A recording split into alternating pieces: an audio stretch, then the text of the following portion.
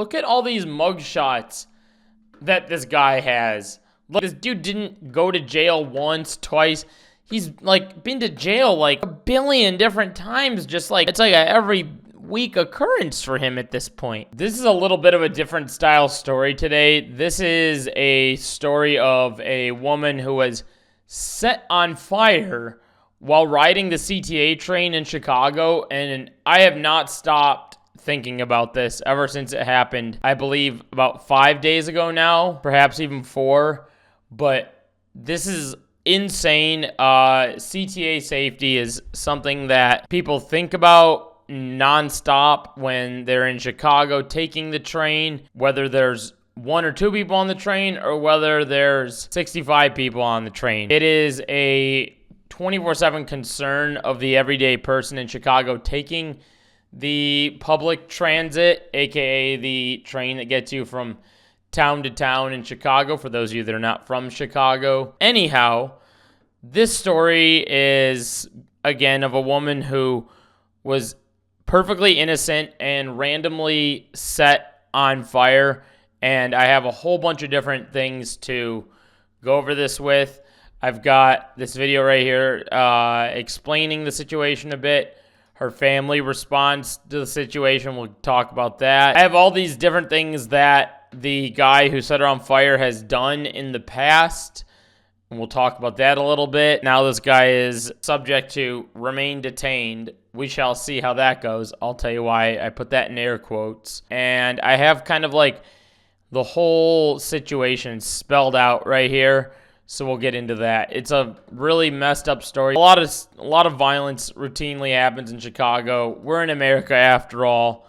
We love violence in this godforsaken country. Let's start out with this and I'll get into it. Today, the Chicago U.S. Attorney's Office filed a federal terrorism charge against Lawrence Reed, a 50-year-old Chicago resident, in connection with a brutal and vicious attack on a young woman on the CTA Blue Line on Monday evening at approximately 9 p.m.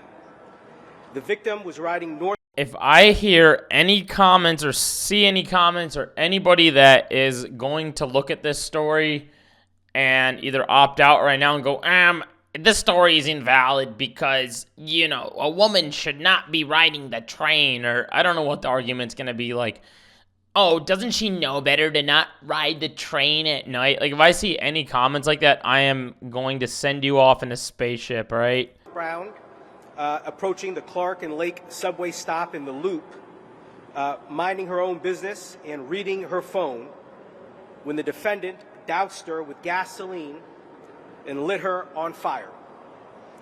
The surveillance video is difficult to watch and is very disturbing, as a young woman was set ablaze and tried to put herself out while other passengers got out of the way or watched.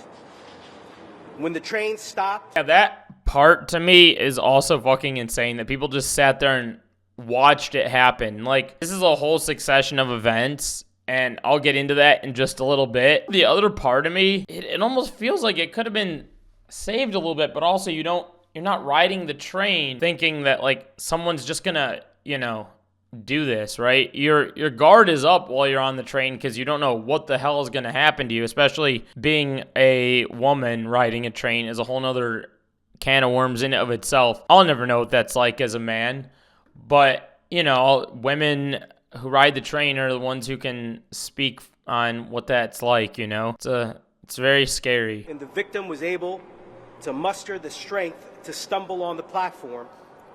2 good Samaritans put out the flames. She remains in critical condition, and we pray for the victim's recovery. Mr. Reed is charged with committing a terrorist attack against the mass transportation system. Lawrence Reed had no business being on the streets, given his violent criminal history. So this guy has a whole litany of crimes that he's committed in the past. And I don't just mean like 2 or 3 and like, yeah, that's terrible if it's 2 and 3 before this as well and then seeing this. But no, this dude literally has like a metric ton of things he's done. And I'm going to read you just a list of some of these things that he's done, okay? These are just some of them to name. These aren't all of them. But he has been identified as a repeat offender. Also, he set her on fire, and he said these words, which I'll put on the screen. I'm not going to read that out loud because, hey, man, holy shit. 5 years ago, he set the Thompson Center on fire because he claimed he hadn't received his Social Security check. He pleaded guilty to arson and was given 2 years of mental health probation by the judges. He was also arrested during that probation 3 separate times on misdemeanor charges, including 2 batteries. Yet the court still declared his performance satisfactory after they dropped all the cases. It's like mind-blowing to me, like just those 2 things in of itself, that the judges are just like, I don't know, like waved out of this one, like, yeah, whatever, the judges did that. And it's like, how are we not hyper fixating on the judges at this stage? A few months ago, Reed also knocked a social worker unconscious while being treated at a psychiatric facility. Yeah, that's also absolutely insane. Despite this, so these are just a few things to name. Judge Teresa Molina Gonzalez rejected prosecutors' request to detain him and instead release Reed on electronic monitoring. That doesn't do fucking anything. Shortly after, Judge Ralph modified allowing him to leave his home during the daytime hours. That is absolutely fried. Like, just with these few things, we'll get in, like, you'll see in a second how many more things this dude's done. And we'll get into that. But I want to continue listening to this story here and get into more of it. And his pending criminal cases. Reed had plenty of second chances by the criminal justice system, and as a result, you have an innocent victim in the hospital fighting for her life. Because of the swift action of CPD, ATF, and our law enforcement partners, there will be no other chances for Mr. Reed. This is a case that now needs to be handled federally. I like how he's like, now this needs to be handled federally. Like, dog, huh? What, he shouldn't have had any other chances, like, early on. What are we talking about here? Sentence, and if death were to happen to the victim, and obviously we pray and hope it does not, this would be a death-eligible case. I seen them before everything happened. Everything looked fine. She was sitting there by herself, and then all of a sudden, I get off the train at the front, and I hear a girl scream, and I see her run off the train in flames. I seen a group of guys and one girl run toward the exit where there's no orange line. They were bursting out of there. And I go running over to see what's going on. She's already out on the ground just crying, burnt to a crisp. The video, if it does become public, which I suspect it will at some point, you'll be able to see exactly what occurred. But she was literally sitting down. I've seen reports that there was... This is so the type of thing that people online will be like, you don't understand. Actually, the news is lying to you. But what you don't get is, like, this is like that kind of thing that, like, people are going to make up their own mind about it and for some reason reject that this is like the actual case and be like, there was actually a plot for this or something, like, and blame her. It's crazy. You're seeing this exactly for what it is. I have like no words to this. It's insane. An altercation, or that there was some kind of disagreement or argument that took place. Those statements are inaccurate and false. She was on her phone. Yeah, and so now, if you go up to this one where you talk about where her family responded to it, let's talk about that real quickly, and then I'll show you kind of like the succession of events. The woman's family saying they are grateful for everyone's well wishes. Their focus right now, they say, is on her recovery. In a statement tonight, they say in part, quote, "We would like to thank everyone for their prayers and well wishes as our daughter receives care for injuries sustained earlier this week. We are also grateful for the excellent care and support of the burn team at Stroger Hospital." We're hearing from the victim's family for the first time as legal questions surround the criminal record of the man accused of setting the 26-year-old victim on fire. Lawrence Reed is expected back in court tomorrow. An ABC7 record search shows multiple mugshots for Reed on a wide range of crimes, including battery. Look at all these mugshots that this guy has. Look, this dude didn't go to jail once, twice. He's like been to jail like a billion different times. Just like it's like a every week occurrence for him at this point. It's like, how many second chances are they going to give somebody? A social worker earlier this year. In 2020, he was sentenced to mental health probation for setting this fire outside the Thompson Center. Yeah, look at this. This dude set a fire outside the Thompson Center. Huh? He's charged with committing an act of terrorism on a mass transportation system. It's never been applied in Chicago and carries a possible life sentence. A possible life sentence? What do they mean possible? No, he deserves a life sentence.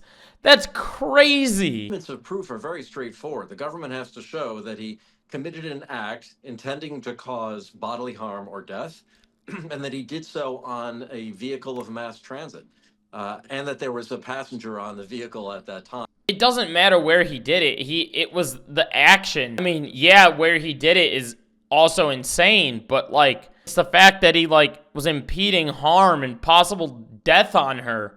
Like, that's crazy. The woman's family did not release her identity, asking for privacy as she remains hospitalized. It is interesting that they say she was asking for privacy, which I guess her name is very publicly available online. And I guess seeing this, I'm not going to mention her name now. So here's kind of like the succession of events, really. So they kind of wrote this out, I think, backwards, but basically this is where it all started. You know how people go to a gas station to, I don't know, put gas in their car, maybe fill up a gas tank? Yeah, no. This guy went to a gas station to fill up a small container with gas, and he was like inside the gas station doing, I guess, paid for it via cash right here, made a payment to the cashier. This is like when he entered that Citgo station. It's like he used the pump right here to fill a bottle at the gas station 20 minutes prior to attacking the victim. But if you see someone filling up a container that's not, I guess another thing too is like, just because he's filling up that small container, like you could make the argument that people could do this with like any other style of container. But like, that is awfully suspicious to see something that's not meant for just like this little container and just fill it up and go. It's crazy. There's like someone right there. I feel like if I saw someone doing that at a gas station and I was right there, I might be like, yo, what the heliante is happening at this gas station? You know what I mean? Like, that's crazy. CBP obtained additional video surveillance footage from the Citgo gas station at 9:03 p.m., which approximately was 20 minutes before Reed attacked the victim. According to the footage, Reed arrived at the Citgo wearing the same clothing when he lit victim A on fire 20 minutes later. Additionally, Reed entered the convenience store attached to the gas station to make a payment to the cashier and then relocated to a gas and filled a small container with gasoline. Reed walked towards the Blue Line train near the intersection of Kedzie Avenue and Congress Parkway. 0.3 miles away, pertinent screen captures Reed at the Citgo that appears below. I think this whole thing is just wild to me still because of the judges letting it, again, I know I've said this already, but just like the judges letting this guy roam free, the like amount of second chances they gave him in a sense of like how they let him go, what crimes he's done. There's like, yeah, whatever, we'll let him go. And it's like, this guy's done like a series. I don't know at what point. I'm not like I don't work in law enforcement, but shit, I don't know at what point do people commit enough crimes where they're like, yeah, I don't think this guy should be let free next week. You know what I mean? Like, I get there's mental health services out there and there's things like correctional facilities and things of that nature. But there needs to be like some process that people need to clear that make them like, okay. And I'm assuming there is, but this is not like a very rigorous one, because people like this can still seep through the cracks and do insane behaviors like this. Reed was further observed to have fire-related injuries to his right hand. Reed possessed a CTA card, which according to the history report was used aboard a CTA train on November 17th, consistent with the time that he had departed at the gas station above. Here's the end result of the crime too, where he just approached her. Look at this, you can see right here, like the actual like fire that he started. According to the footage, Reed picked up the bottle that was on fire and lit victim A on fire using the bottle. Reed ran to the front of the train car and stood watching victim A as her body was engulfed in flames. Victim A appears below on the far left underneath the train car number 3236, while Reed appears on the right to be holding the flaming bottle. It's so sad, dude. Like, here he is, like, attacking her right here. And this is, I know, hard to look at. It's hard for me to look at. It's like uncanny behavior. Look at, here he is dousing her, just pouring the liquid right on her. She's minding her own business.